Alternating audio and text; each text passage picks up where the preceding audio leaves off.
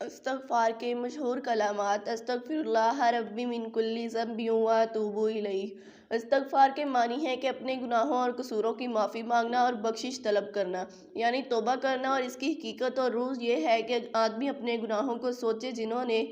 اس کے نفس کو گھیر رکھا ہے، یعنی اس کو میلا اور گندا کر رکھا ہے، اور پھر اسباب مغفرت اختیار کر کے نفس کو ان گناہوں سے پاک کرے۔ اس کا طریقہ یہ ہے کہ اول باری تعالیٰ کے حضور اپنے گناہوں کا اعتراف کرے اور اس پر ندامت کا اظہار کرے، اور آئندہ گناہ نہ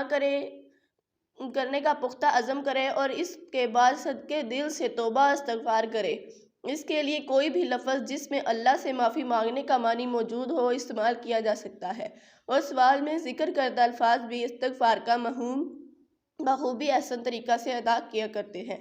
استغفراللہ ربی من کل ذنب و اتوب الیہ کا مطلب یہ ہے کہ میں اپنے پروردگار سے اپنے تمام گناہوں کی معافی طلب کرتا ہوں اور اس کی طرف رجوع کرتا ہوں۔ علماء اکرام نے عربی نہ جاننے والوں کی آسانی کے لیے مختلف احادیث اور استغفار کا مقصد اور روح کو سامنے رکھتے ہوئے استغفار کے یہ جامع الفاظ بتائے ہیں، اسی وجہ سے یہ مشہور ہو گئے۔